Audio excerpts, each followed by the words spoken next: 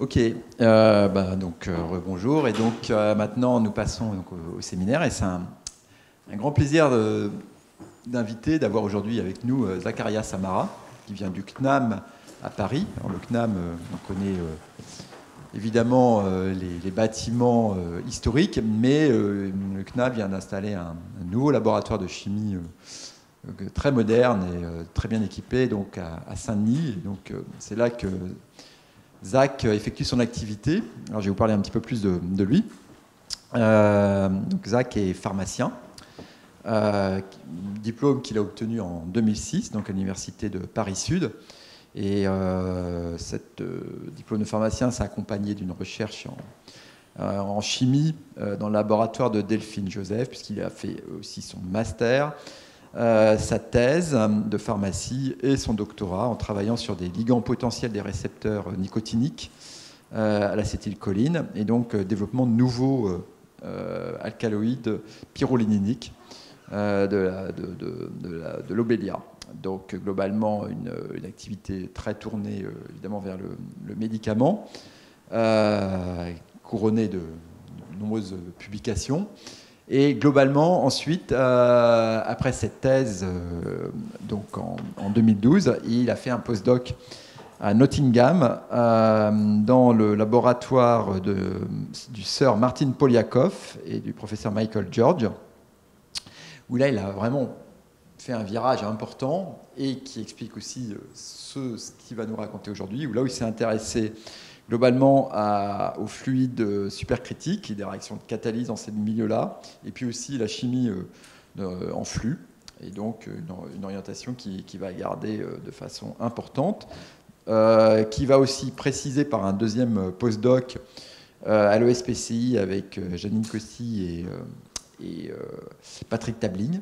Et puis donc il est devenu ensuite, depuis 2015, maître de conférence au CNAM, où il a une activité de recherche très dynamique, récompensé par de nombreux prix. Il est notamment Fellow of the Royal Society of Chemistry, membre de l'UF Junior depuis peu. Et donc aujourd'hui, il va nous parler de ses activités de recherche tournées donc vers l'utilisation de la photochimie dans un contexte réellement de développement de chimie verte. Donc merci Zach, et puis c'est un grand plaisir de t'avoir et de bientôt t'écouter. Bien, merci beaucoup Louis d'abord pour l'invitation, puis cette très jolie introduction.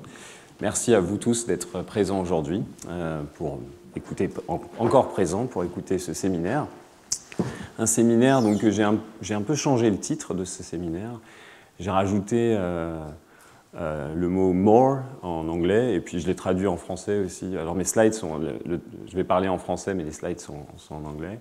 Et puis j'ai rajouté le qualificatif « plus » aussi en français. C'est en traduisant que je me suis rendu compte que, en fait, on avait besoin d'un peu plus d'humilité aujourd'hui en tant que chimiste pour parler notamment de chimie verte, parce que la chimie, forcément, c'est pas forcément quelque chose de très vert, toujours. Et on essaye aujourd'hui vraiment de tendre vers la chimie verte. Donc c'est pour ça qu'il nous faut rajouter ces petits qualificatifs devant ce mot durable. Donc la photochimie, c'est, vous l'avez vu, quelque chose d'extrêmement riche, avec une réactivité immense, on dirait presque infinie.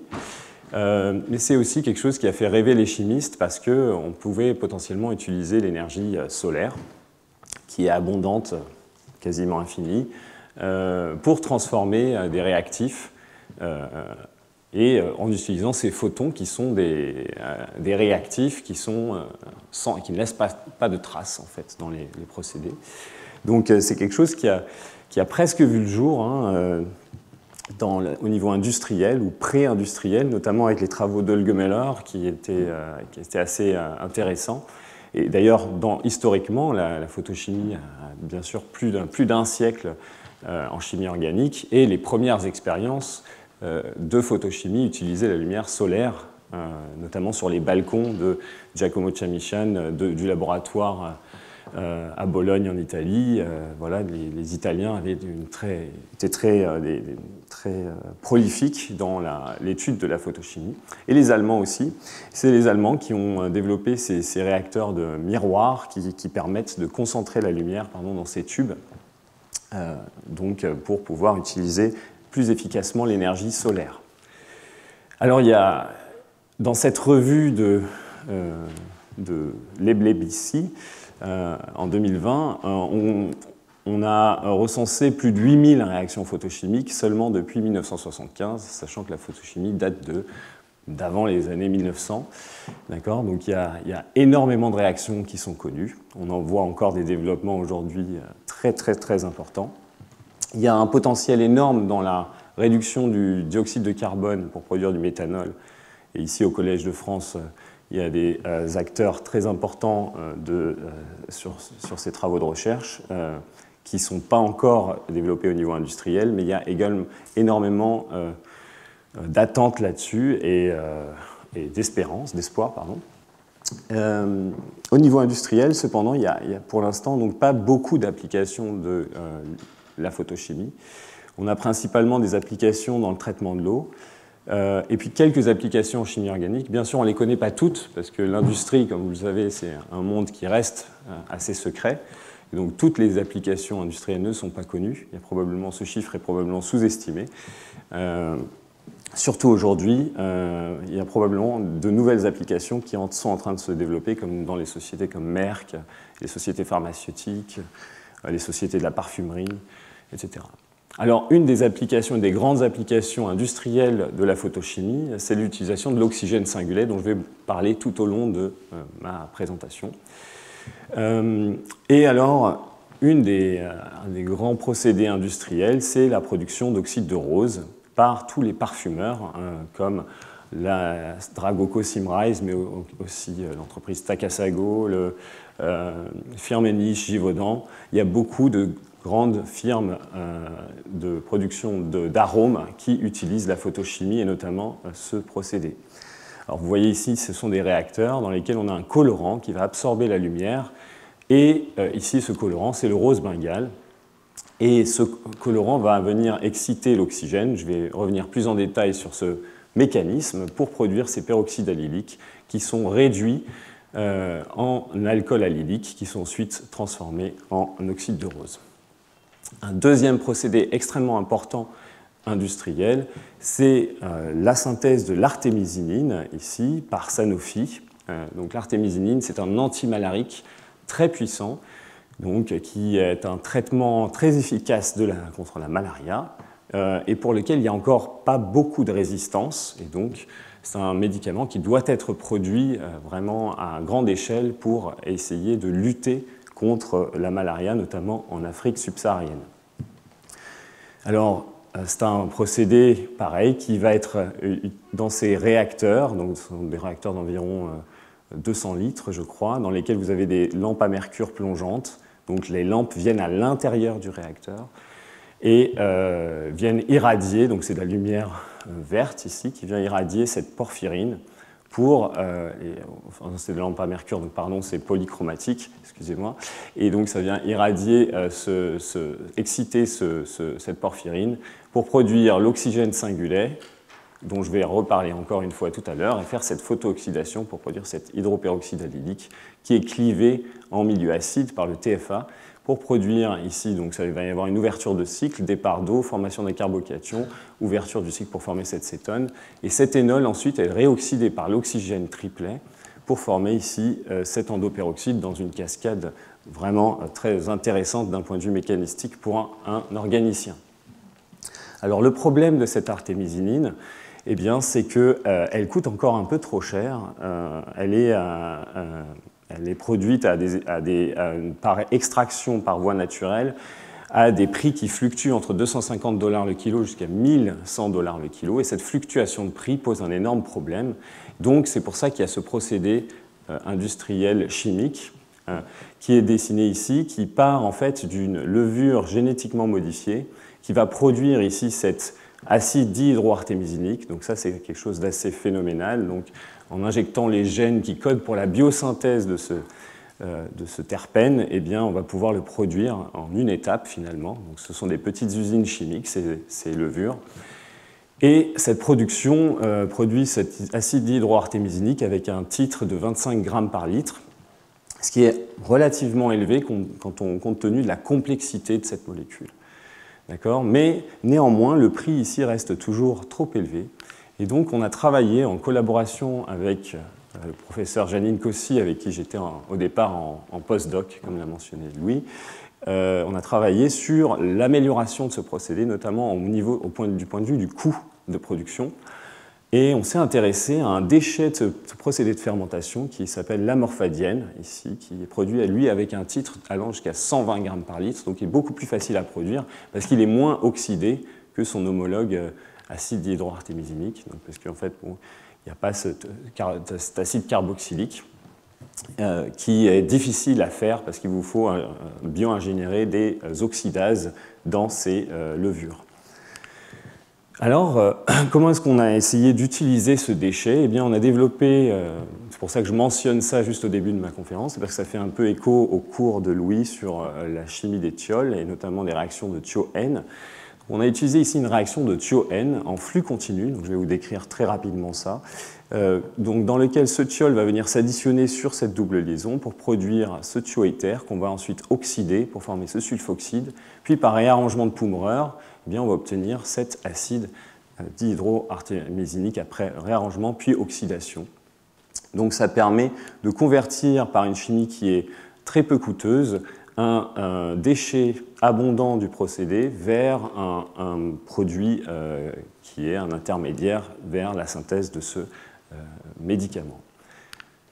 Donc, pourquoi est-ce qu'on utilise cette chimie en flux continu? Je vais venir un peu plus en détail là-dessus. Eh bien, c'est à cause de cette fameuse loi de Beer-Lambert, dont a parlé Louis, mais aussi Ludovic Julien dans son séminaire.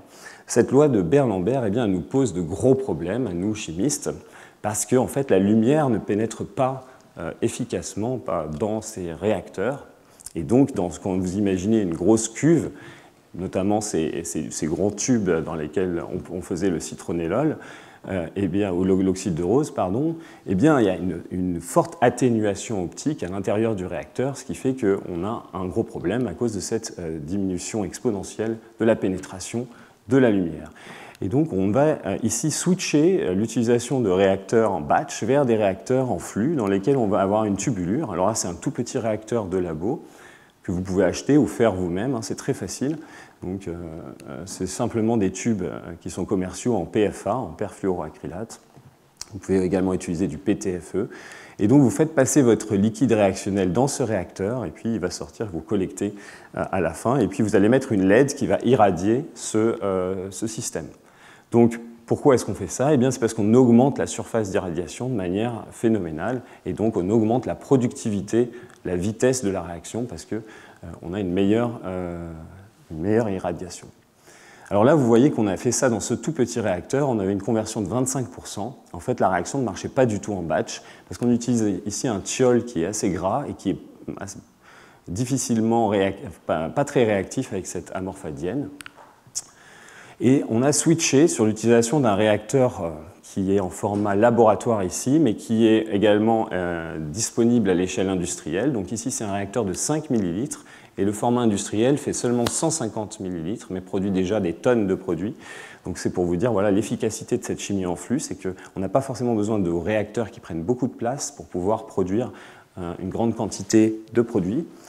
Donc comment est-ce qu'il fonctionne ce réacteur? On a ici le liquide qui va passer d'abord dans une vanne de pulsation, donc le flux va être pulsé, et puis ensuite il va arriver ici, le milieu réactionnel, au niveau de là où il y a cette ligne-là. Vous avez ici en fait un système qui est très fin, et donc qui est aussi équipé de pylônes dans lesquels vous allez avoir un frottement avec le liquide. Et parce que le flux est pulsé, vous allez augmenter très fortement la turbulence du système et augmenter les propriétés de mélange. Et donc, par-dessus, vous allez venir placer une lampe LED, ici, qui va venir et irradier dans cette lucarne le liquide réactionnel. Et donc là, on arrive en une seule fois à produire jusqu'à 95% de conversion, 15 grammes de produit de ce produit-là. Et vous voyez ici l'aspect un peu laiteux du milieu réactionnel lorsqu'il sort du réacteur, c'est parce que justement ça crée une émulsion, parce qu'il y a une très forte turbulence dans le système. Donc c'est des réacteurs qui sont très intéressants également pour la formulation. Alors voilà, ça c'était une petite parenthèse sur l'obtention de ce produit. Maintenant je vais aller sur ce qui nous intéresse et ce qui va m'intéresser pendant cette conférence, c'est ce procédé avec l'oxygène singulet ici. Et pourquoi est-ce que cet oxygène singulet va nous intéresser particulièrement? Parce que ce procédé, finalement, il n'est pas très efficace. On a ici uniquement 55% de rendement sur la production de cette artémisinine. Donc on perd la moitié du produit au cours de cette transformation. Et un produit qui, comme je vous l'ai expliqué, a un coût important. Donc on va essayer de comprendre comment est-ce que ça fonctionne. Et là, je vais vous expliquer la photochimie de cet oxygène singulet. Donc, qu'est-ce qui se passe pour produire cette espèce ici, qu'on appelle oxygène singulet? Eh bien, on va exciter un colorant comme la porphyrine ou le rose de Bengale. Et donc, ce colorant va passer d'un état fondamental S0 à un état excité, d'abord S1, dans lequel vous avez un désappariement des électrons. Et puis ensuite, par conversion intersystème, vous accédez à l'état triplet, donc, dont on a beaucoup parlé aujourd'hui, notamment sur les nitroarénes. Donc cet état triplet, vous avez maintenant une orientation parallèle des électrons d'un même sens. Et donc cet état triplet, qui est plus faible en énergie que l'état singulet, eh bien, va pouvoir sensibiliser l'oxygène triplet, qui est lui triplet à l'état fondamental. Donc c'est un transfert triplet-triplet d'énergie qui va venir produire de l'oxygène singulet. Alors l'oxygène singulet, il existe sous plusieurs formes, soit sous une forme dans laquelle les électrons sont sur deux orbitales séparées, soit ils sont appareillés. Et donc, à ce moment-là, on a apparition d'une lacune électronique et d'un doublet non liant. Et ça rappelle un petit peu la réactivité des carbènes. Donc, les carbènes dans lesquels on a cette dualité un peu de doublet lacune électronique qu'on retrouve dans cet oxygène singulet.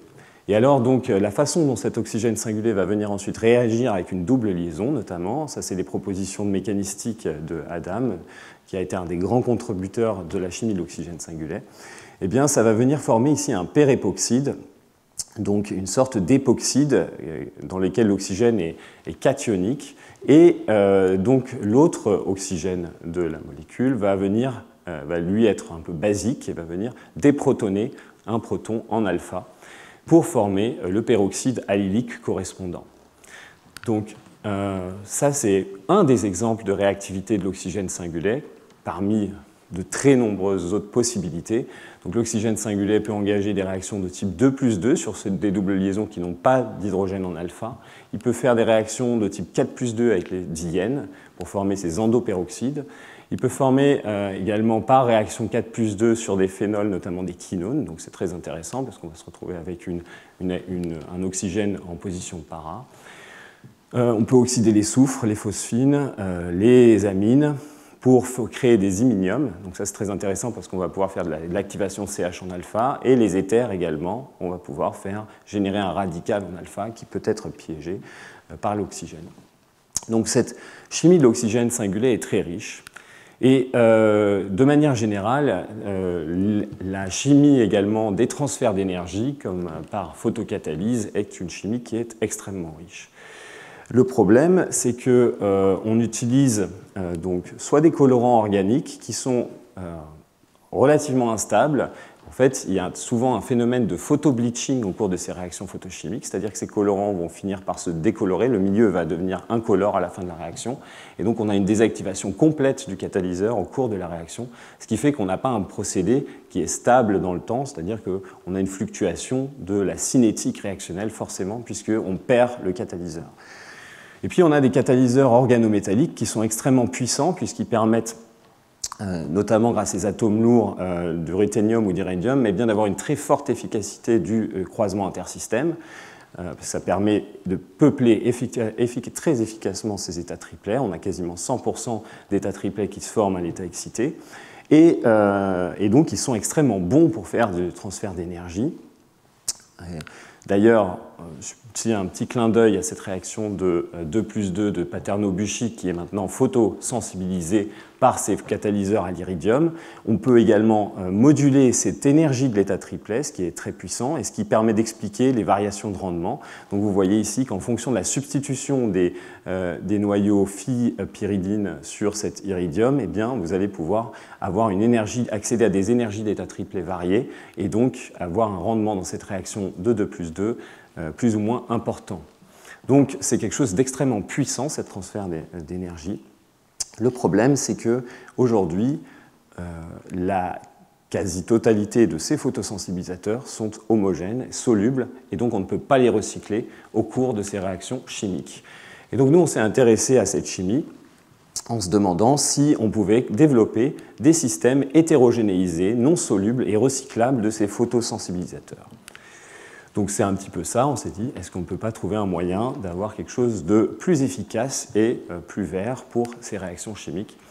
Et donc on s'est demandé si on ne pouvait pas hétérogénéiser ces photosensibilisateurs sur des supports solides pour les rendre insolubles et recyclables. C'était un petit peu ça l'idée de base, on va dire peut-être assez simple. Lorsqu'on a plongé dans ces travaux de recherche, on ignorait totalement tout ce qu'on allait découvrir après, et que je vais vous raconter maintenant d'un point de vue tout à fait logique. En effet, ces photosensibilisateurs, ils forment des agrégats en solution, ce qui les rend encore moins réactifs. Donc, et c'est pour ça d'ailleurs qu'il y a un très fort photobleaching, c'est parce qu'ils vont réagir entre eux plutôt que de réagir avec leurs partenaires, les molécules avec qui ils sont censés activer. Parce que ce sont des molécules polyaromatiques et elles ont tendance à s'agréger de manière très forte. Donc, le fait de pouvoir les supporter sur des solides, eh bien, sur des surfaces, eh bien, on va les désagréger et on va les rendre plus réactives. On va également les stabiliser et on va augmenter les cinétiques réactionnelles, vous allez le voir. Alors, on va introduire de nombreux effets comme les phénomènes de diffusion au niveau de ces interfaces et puis on va avoir également des phénomènes optiques qui sont non négligeables parce que vous avez vu que la lumière elle ne fait pas que des phénomènes chimiques, elle fait également surtout des phénomènes physiques qui sont notamment des phénomènes de diffusion. Donc le photon va venir taper sur ces particules et diffuser de manière totalement stochastique dans le milieu réactionnel. Donc c'est ce qu'on va appeler de manière un peu intelligente, le contrôle interfacial. Voilà. Donc nous, on s'est intéressé d'abord, pour commencer, à ce photocatalyseur que vous allez probablement voir en long et en large dans les prochains cours, sur la photocatalyse, qui est le ruthénium trisbipy, qui est un sel, ici un sel de chlorure, et donc ce sel de chlorure est très soluble dans l'eau. Et lorsqu'on ajoute de la silice, eh bien très rapidement, on va avoir une absorption très rapide sur cette silice dans l'eau. Vous voyez ici ce film, bon, c'est un film en accéléré, mais c'est très rapide. Vous avez un phénomène d'absorption, et on peut varier très facilement la charge, la densité de sites en ruthénium trisbipy sur la silice, en simplement faisant varier la quantité de ruthénium trisbipy et de silice. Vous voyez ici la sédimentation très rapide de ces solides qui sont maintenant colorés. Lorsqu'on les filtre, eh bien, on récupère ce catalyseur. Alors comment est-ce que ça fonctionne ?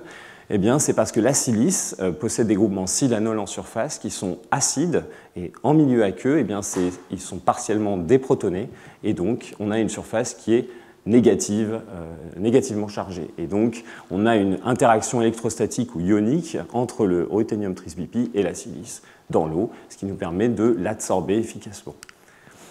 Alors, on s'est intéressé à un truc très simple et un peu, on va dire, rigolo, c'est de rajouter à nos particules de silice couvertes de ruthénium trisbipy de la silice non nue, on va dire. Et on s'est demandé si on allait avoir une désorption de notre ruthénium trisbipy et une réadsorption sur la silice. Comment est-ce qu'on a fait ça pour essayer de contrôler ça ? Eh bien, on a fait de la microscopie par fluorescence et on voit ici donc, toutes ces particules de silice qui sont fluorescentes. Et, en effet, ça veut dire qu'on a eu un relargage du ruthénium trisbipy et une réadsorption sur la silice parce qu'on n'a plus de particules qui sont non fluorescentes dans le milieu. Donc c'est ce qu'on a appelé en anglais le capture and release, ou un phénomène un peu boomerang, si vous voulez, de relargage de ruthénium trisbipy. Donc ça veut dire que ce ruthénium trisbipy n'est pas attaché de manière très solide à nos particules. D'accord ? D'un point de vue synthétique, à quoi est-ce que ça sert? C'était d'ailleurs un peu un des commentaires du premier reviewer de cet article, ici, dans ACS Catalysis. Eh bien, donc, on a dû démontrer un peu la pertinence de ce système. Donc, on l'a utilisé pour essayer de produire de l'artémisinine. Et bien, comme ce composé coûte cher et qu'on était un peu au démarrage de mes travaux indépendants au CNAM, on n'avait pas beaucoup de moyens et on n'a pas pu faire énormément d'essais, donc on n'a pas optimisé vraiment cette transformation, on a juste essayé de faire une exemplification.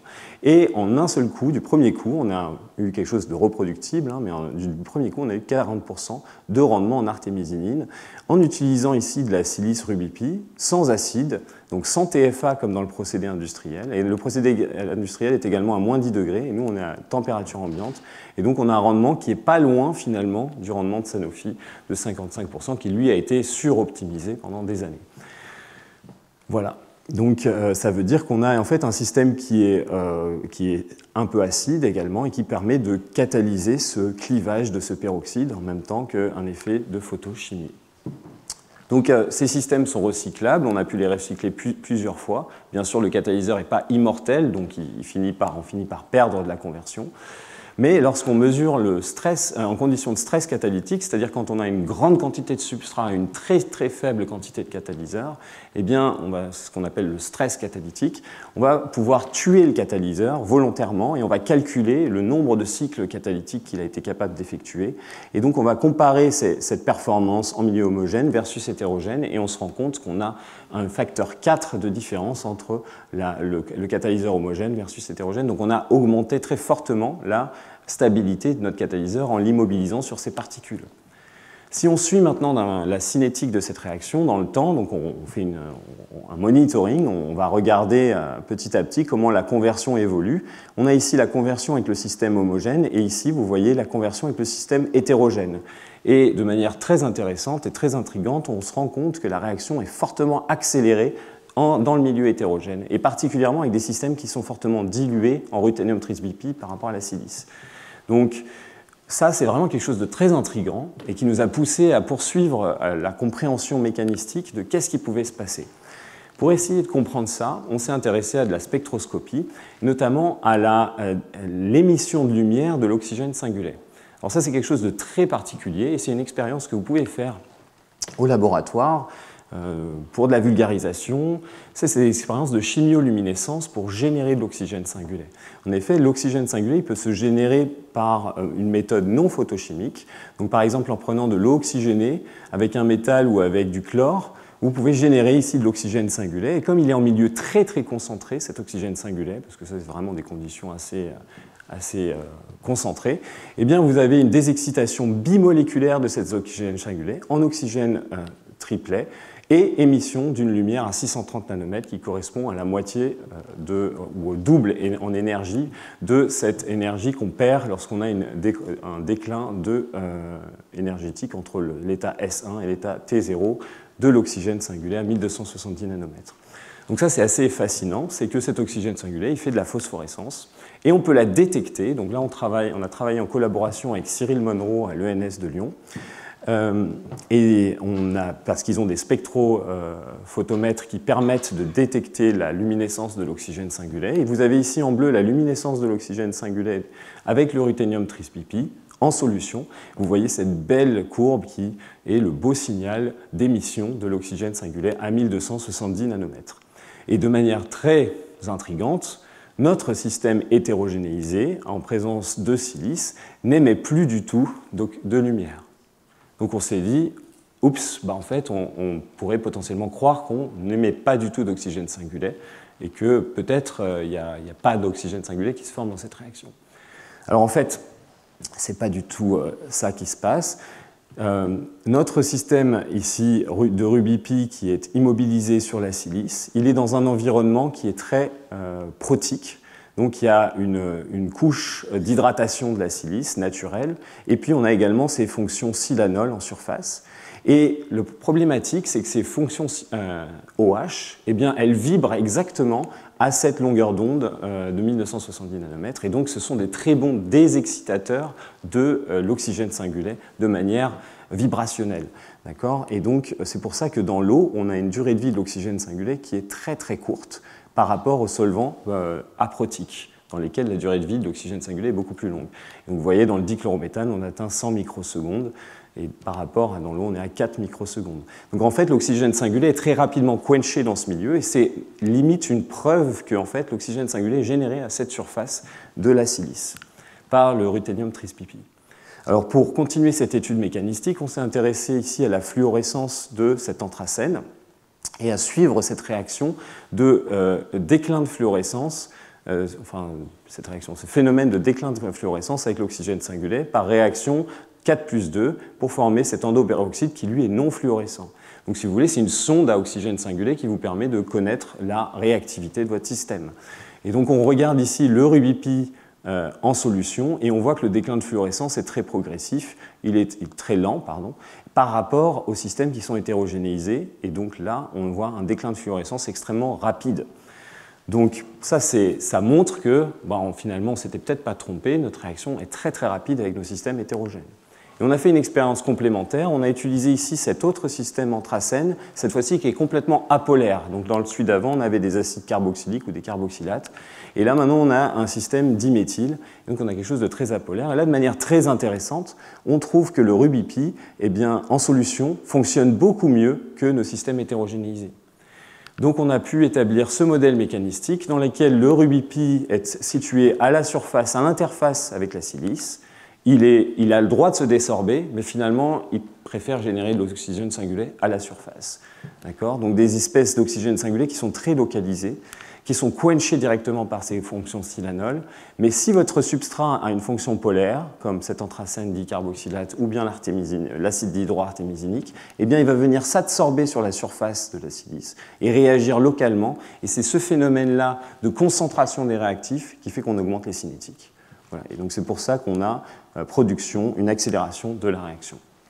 Alors si on regarde d'un point de vue de la cinétique de la réaction, la plupart des photochimistes qui ont travaillé sur ces optimisations de réaction de photooxydation avec l'oxygène singulé se sont concentrés sur 3 facteurs. Le premier, c'est le photosensibilisateur. C'est essayer d'avoir une absorption de photons la plus importante possible. Donc c'est ce paramètre IA. Donc on va essayer tout simplement d'augmenter le coefficient d'extinction molaire de notre colorant. Donc de faire une molécule la plus conjuguée possible, qui va absorber un maximum de photons. Ensuite, on va essayer de travailler sur le rendement quantique en oxygène singulé, c'est-à-dire notamment sur le passage de l'état singulé à l'état triplet. Et donc ça, c'est la conversion intersystème. On va rajouter des atomes lourds comme le ruthénium, l'iridium ou l'iode pour favoriser cette conversion de spin. Et puis, on va travailler également sur le solvant réactionnel quand on est en chimie organique. Et on va essayer de travailler dans des solvants dans lesquels on a une durée de vie de l'oxygène singulé la plus longue possible. C'est pour ça qu'on va utiliser le dichlorométhane comme solvant. Et là, en fait, on s'est rendu compte qu'on avait joué sur un paramètre de manière assez innocente en voulant recycler notre catalyseur. On a en fait développé ici un système qui permet d'augmenter la cinétique de réaction entre l'oxygène singulé et le substrat, qui est ce paramètre Kr, qui finalement n'avait jamais été utilisé dans le passé. Alors on s'est dit, ok, on a des systèmes qui sont relativement efficaces, est-ce que maintenant on peut introduire des nouvelles fonctionnalités dans ces systèmes supportés? Et donc on a des particules, on peut faire des nanoparticules, on peut faire des systèmes poreux, etc. On peut faire plein de choses, et on est encore en train de travailler aujourd'hui là-dessus. Je ne vais pas rentrer dans le détail, mais je vais juste vous donner 2 références sur lesquelles on a travaillé en collaboration avec le professeur Audrey Moores à l'université McGill au Canada, à Montréal, et avec qui est experte dans la synthèse de nanoparticules, et de nanomatériaux en général, pour la catalyse. On a développé des systèmes magnétiques avec un cœur de fer zéro, donc, qui sont maintenant des petits aimants qu'on peut recycler par filtration magnétique. Et on a développé également des systèmes plasmoniques, pour ceux que ça intéresse. Les phénomènes de plasmon permettent d'augmenter la fluorescence des ruthénium trisbipi en surface et donc leur activité photochimique. Donc en fait, on exalte par cette réactivité en surface par le cœur plasmonique, ce qui est très intéressant. Alors, pour rester sur ce qu'on a fait au CNAM, on s'est particulièrement intéressé à la transposition de ces réactions en batch avec ces systèmes catalytiques hétérogènes vers des systèmes en flux continu. Et ce qu'on a développé, eh c'est surtout des systèmes de lits paquets dans lesquels vous allez passer votre substrat et votre oxygène et faire cette réaction à ce niveau-là. Alors, qu'est-ce qui est intéressant là-dedans? C'est que vous avez maintenant plein de particules qui sont contenues dans un réacteur en flux et... C'est moi ça? Bon, on va dire que c'est... on va avoir une efficacité de l'irradiation qui est plus efficace puisqu'on augmente la surface d'irradiation. On va avoir un bien meilleur mélange en oxygène et liquide, gaz liquide. Et surtout, on va avoir une augmentation de la quantité de catalyseurs par rapport au substrat localement. Donc on va changer ce qui se passe en batch, dans laquelle vous allez avoir une faible concentration de catalyseurs par rapport au substrat. Là, en continu, on va avoir une forte concentration de catalyseurs et donc une intensification très efficace du procédé. Alors là, on a travaillé dans ce projet en collaboration avec l'entreprise Pili, qui à l'époque était une start-up qui a démarré dans notre laboratoire et qui est aujourd'hui une société qui est assez grosse, de 50 personnes, et qui qui produit maintenant à l'échelle de plusieurs tonnes des colorants biosourcés. Donc eux, ils s'intéressaient notamment à l'époque à la production de colorants de type anthraquinone, et ils avaient besoin qu'on leur donne un petit peu de matière pour pouvoir travailler, parce qu'ils faisaient ça par fermentation, et ce n'était pas forcément toujours très efficace à l'époque, c'était au début. Et donc on leur a fourni notamment cette juglone, ce composé, cet hydroxyquinone, naphthoquinone, qui est un précurseur synthétique et naturel d'ailleurs de ces anthraquinones. Cette naphthoquinone, elle est produite par photooxydation de ce 1,5-dihydroxynaphthalène par l'oxygène singulé, comme je vous ai montré au début de ma présentation. Et donc on a utilisé ici un lit paquet avec de la silice et notre catalyseur supporté. Comment est-ce qu'on fait? On a notre silice poudre qu'on va intégrer dans un tube transparent, le remplir, ça devient un tube jaune, et puis on va ici passer le liquide à l'intérieur de ce tube et on va l'irradier. Donc ça fait un réacteur comme ceci, on a une pompe HPLC qui va pomper le liquide, une vanne de dosage d'oxygène pour apporter l'air ou l'oxygène dans le milieu, ça va se mélanger au niveau d'une pièce en T et rentrer dans le réacteur ici, il va y avoir un fort mélange, on va refroidir avec un ventilateur, c'est pas forcément très efficace, mais c'est avec les moyens du bord, hein, de Leroy Merlin, et on va ici avoir le catalyseur qui reste contenu ici. Donc on va récupérer notre produit de manière assez pure dans le vial, le récipient de collecteur, Erlenmeyer.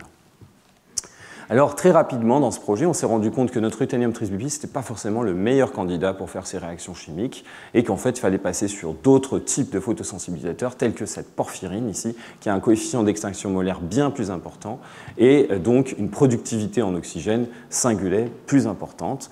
Et vous le voyez ici dans ce tableau, ici avec la même quantité de silice dans le réacteur, on passe de 45% de conversion à 77% de conversion avec cette porphyrine. Lorsqu'on maintenant augmente le nombre de tubes, on fait ce qu'on appelle en anglais le numbering up, et ça c'est assez intéressant en flux parce que vous voyez ces tubes sont très fins, donc ça ne prend pas plus d'espace sur la paillasse, vous augmentez considérablement la productivité de votre réacteur ici, donc on a une productivité qui est augmentée par 24 par rapport au système batch, et donc on a atteint ici enfin une conversion de 100% sans désactivation du catalyseur pendant 12 heures, et donc on a pu produire à l'échelle du gramme cette juglone pour la start-up. Alors au cours de ce projet, finalement, on s'est rendu compte que cette réaction elle était extrêmement intéressante d'un point de vue modèle réactionnel, et c'est d'ailleurs ce que la plupart des photochimistes qui étudient l'oxygène singulier font depuis des dizaines d'années. Ils étudient la réaction entre le 1,5-dihydroxynaphthalène pour produire la juglone. C'est une réaction standard dans la littérature. Vous en trouverez plein, et vous trouverez plein de catalyseurs qui font ça. Mais de manière très intéressante et un peu intelligente, smart, on va dire, mon jeune doctorant, Maxime Lancel, eh bien, s'est dit un jour, eh bien, est-ce que cette juglone, elle ne pouvait pas avoir une activité photocatalytique intrinsèque? En effet, c'est une cétone aromatique, transition pi-étoile et une pi-étoile, enfin voilà, quelque chose d'actif avec la lumière visible, c'est un colorant. Et ça ressemble très fortement à ces phénalénones ou ces benzophénones que vous allez voir dans la littérature très souvent, qui sont des très bons producteurs de triplets. Et donc son rendement quantique n'était pas connu, et on s'est demandé si ce système-là pouvait être un catalyseur de sa réaction. Donc c'est-à-dire, on s'est dit, on va doper notre réaction chimique avec le 1,5-dihydroxynaphthalène sans photocatalyseur extérieur, mais en mettant la juglone, le produit de la réaction, comme photocatalyseur.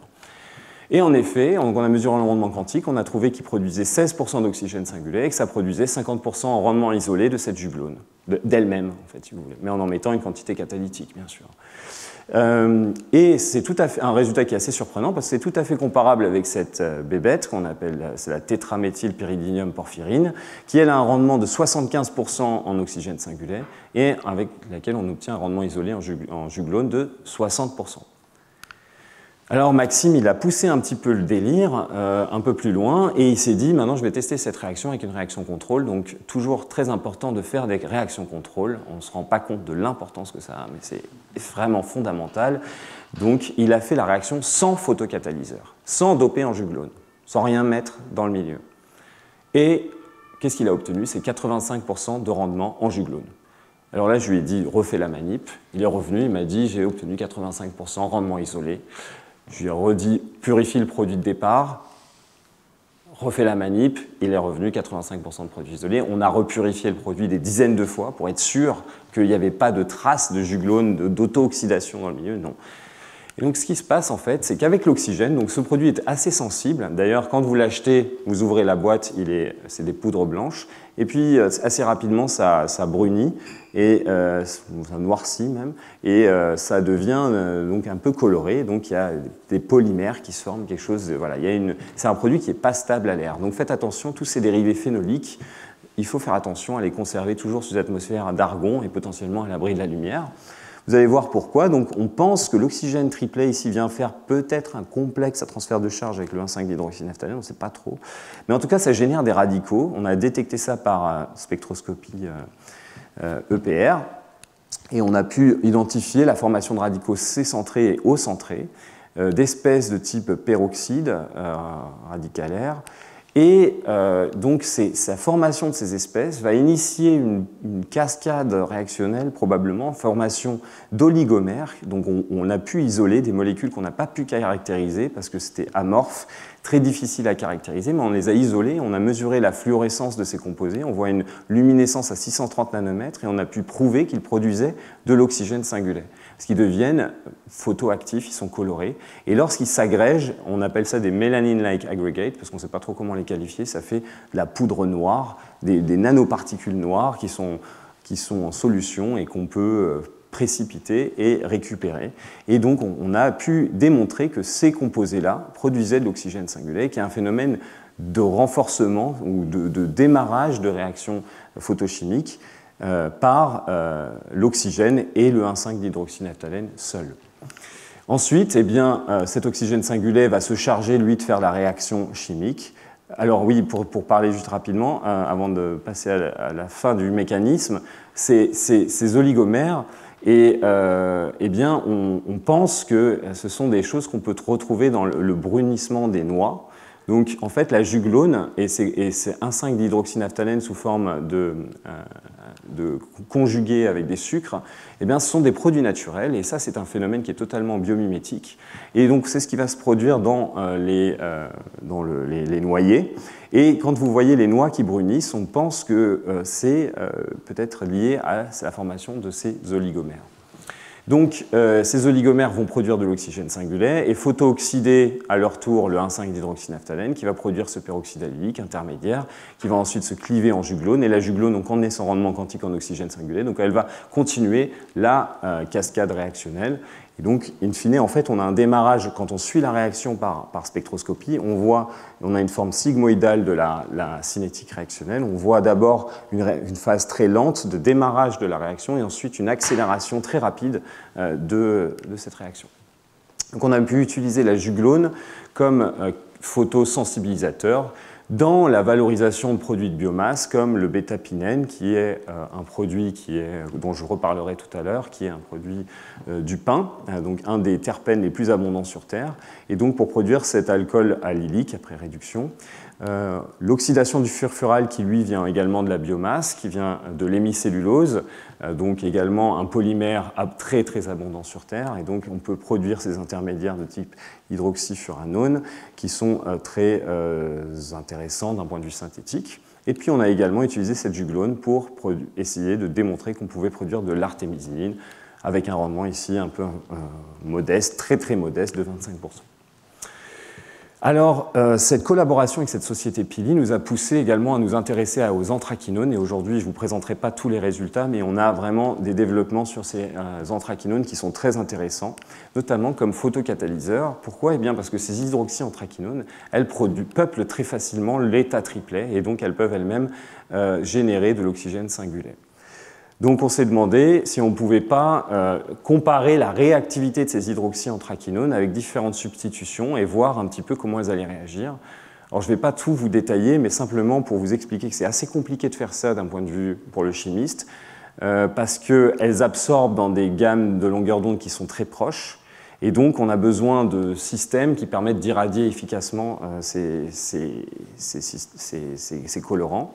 Et donc pour cela, on a designé ici un système de LED dans lequel on a 90 LED qui sont assemblés avec 12 couleurs différentes. Donc qui vont du bleu, violet, d'ailleurs c'est là-dedans que je crois qu'on a du 390 ou 395, ou du 425, enfin voilà, ça démarre avec le bleu et puis ça va jusque dans le proche infrarouge.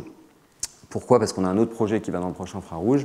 Et donc, on a ici assemblé ce réacteur qu'on va utiliser en flux continu. Donc, on a des tubes qui viennent passer dans ce rack et on va pouvoir étudier la réactivité et comparer la réactivité de nos chromophores avec des lumières qui sont très bien caractérisées. Et donc, vous avez ici le système assemblé, donc la pompe HPLC, la vanne de dosage d'oxygène, et puis le système d'irradiation, et ici, ce qu'on appelle un back pressure regulator pour réguler la pression dans le réacteur. Alors, je ne vais pas détailler la chimie derrière, mais simplement pour vous montrer les setups. Et puis ensuite, on s'est intéressé à l'immobilisation de ces catalyseurs. On s'est demandé si ils étaient efficaces en milieu homogène, mais est-ce qu'on ne pouvait pas les utiliser en milieu hétérogène? Et ici, on a trouvé qu'ils s'absorbaient de manière très efficace sur l'alumine basique, parce que ça allait déprotoner les hydroxys et probablement chélater. Comme c'est une hydroxycétone, vous allez avoir un cycle à 6 avec l'aluminium, probablement, qui va venir faire un ancrage sur l'alumine très efficace.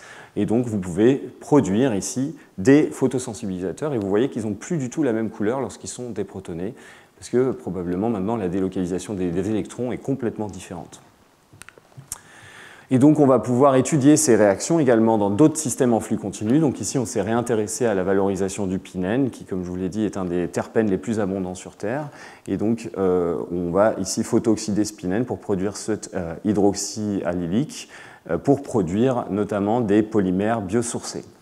Et donc on a ici un tube transparent dans lequel on a les LED qui viennent éclairer, comme tout à l'heure, notre photoréacteur hétérogène.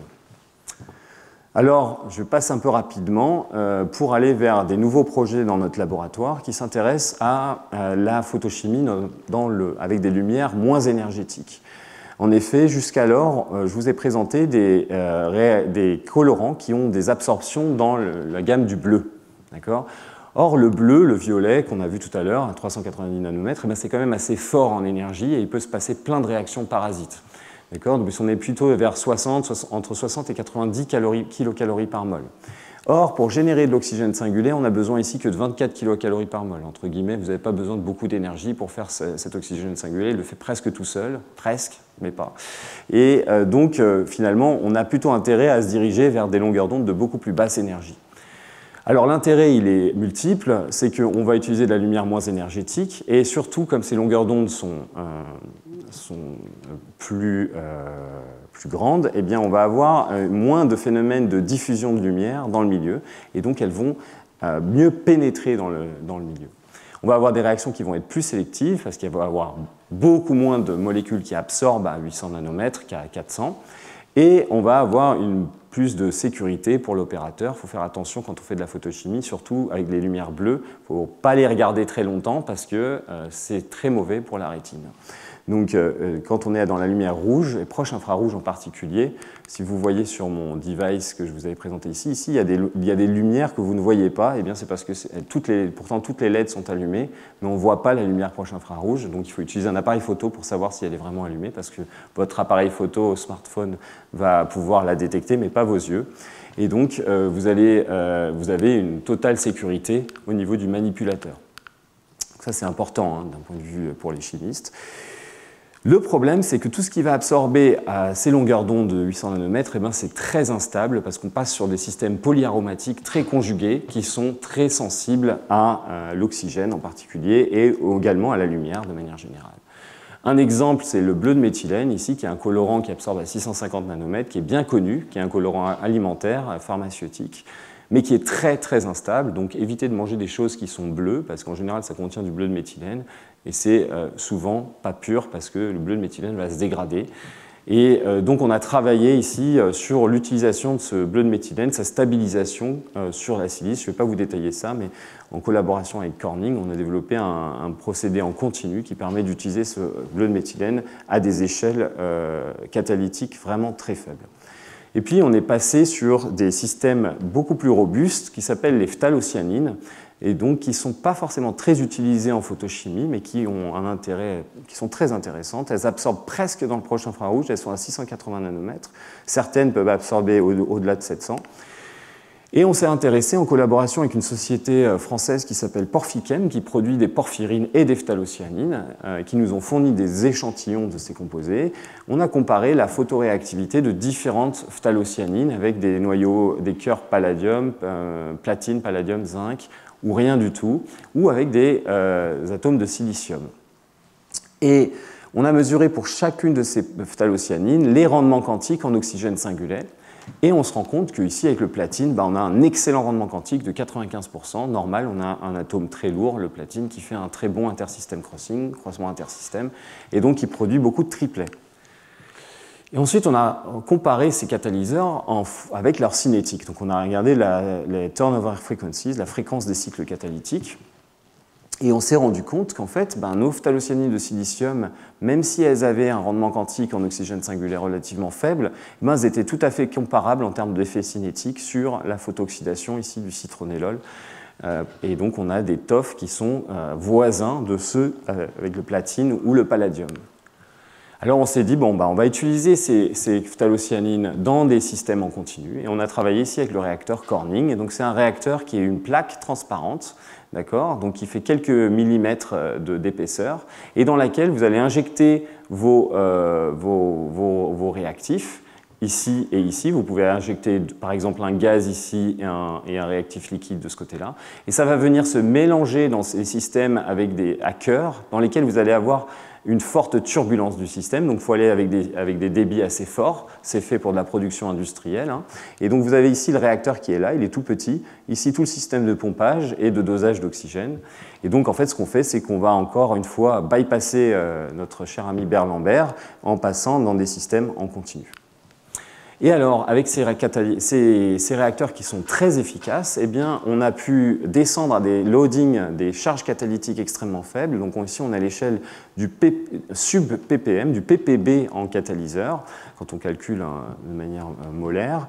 Et le réacteur est tellement efficace, et le colorant aussi est tellement efficace pour générer l'oxygène singulaire, et surtout pour réagir pour faire cette réaction chimique, qu'on peut travailler maintenant sans solvant. Et ça, c'est assez puissant parce qu'en fait, c'est grâce à ces phtalocyanines de silicium. Ce n'est pas possible avec les autres types de phtalocyanines parce qu'en fait, ces phtalocyanines de silicium, elles vont être solubles dans le citronellol qui est liquide. Et donc, ce phénomène-là nous permet maintenant de travailler en milieu solvant, en milieu sans solvant. Donc d'un point de vue de l'impact environnemental, etc., on a une accélération, une augmentation de la productivité et de la réduction de déchets, etc.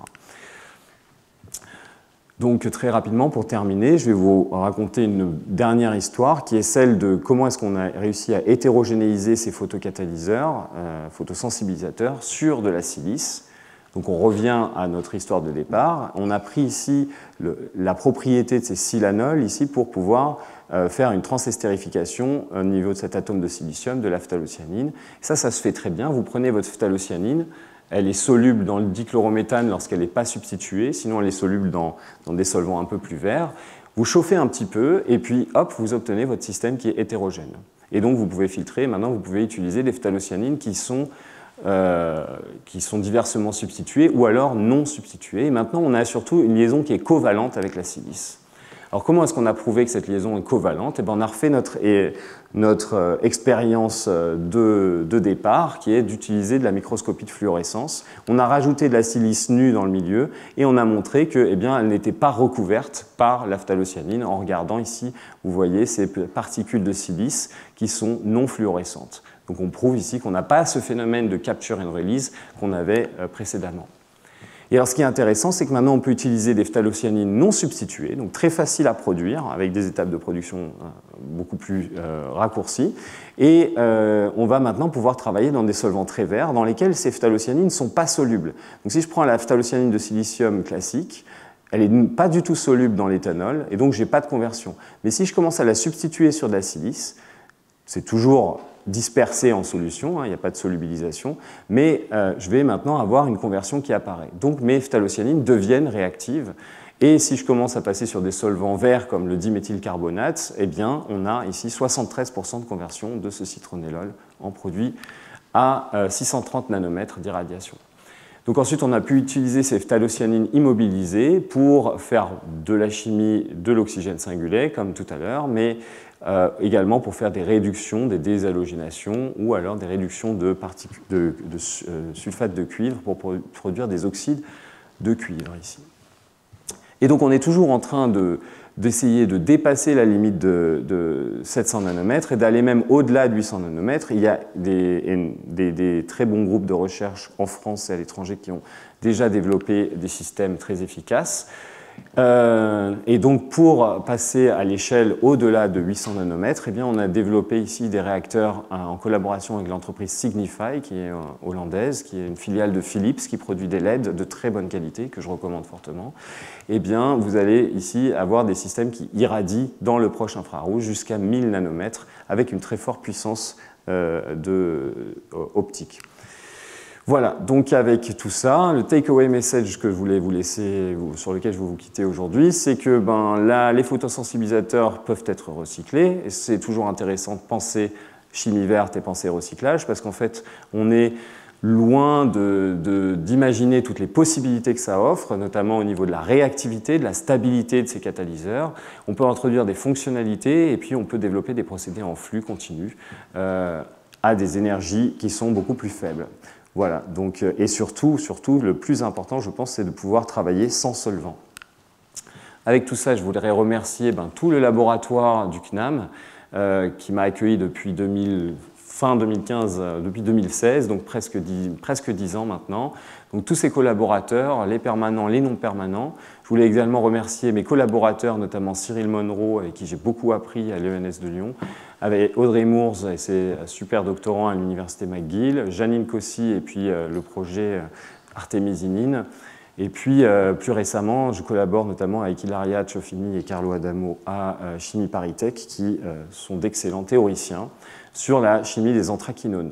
Donc je remercie également les collaborateurs industriels et surtout la société Pili qui nous a financés et qui a cru en nos projets et qui nous a beaucoup aidés. Et aussi également toutes les funding agencies, la CS Green Chemistry Institute qui a été le premier financement que j'ai obtenu en tant que maître de conférence et qui m'a un peu mis le pied à l'étrier. Et ensuite la Bill and Melinda Gates Foundation et l'Agence nationale de la recherche et puis maintenant l'IUF. Voilà, avec tout ça, je vous quitte sur une citation de l'abbé Grégoire, qui a été le père fondateur du Conservatoire national des arts et métiers, donc notre maison qui est située en plein cœur de Paris. Et ici, vous avez la photo du musée du CNAM, qui est très intéressant et que je vous invite à visiter fortement, notamment le laboratoire de Lavoisier, la reconstitution du laboratoire de Lavoisier. Et donc sa citation, il faut éclairer l'ignorance qui ne connaît pas et la pauvreté qui n'a pas les moyens de connaître. Voilà. Je ne sais pas si j'ai encore 2 minutes, mais donc très récemment, on a monté une start-up sur la valorisation de déchets de biomasse, et notamment ce qu'on appelle la lignine, qui est un polymère polyaromatique, qui est extrait du bois. Et donc cette lignine, c'est un gisement de molécules aromatiques extrêmement important, de plusieurs millions de tonnes, sur Terre, dont on n'a absolument rien à faire, qu'on brûle à 97% pour produire de l'énergie, donc c'est un peu du charbon. Et donc on a monté une start-up qui s'intéresse à dépolymériser, donc à couper ces fragments de de lignine pour produire des monomères aromatiques ou alors des oligomères aromatiques. Et donc c'est un projet qui est dans l'air du temps, comme je vous l'ai dit, utilisation de matières premières ressourcées et renouvelables, biosourcées et renouvelables. Voilà, merci pour votre attention.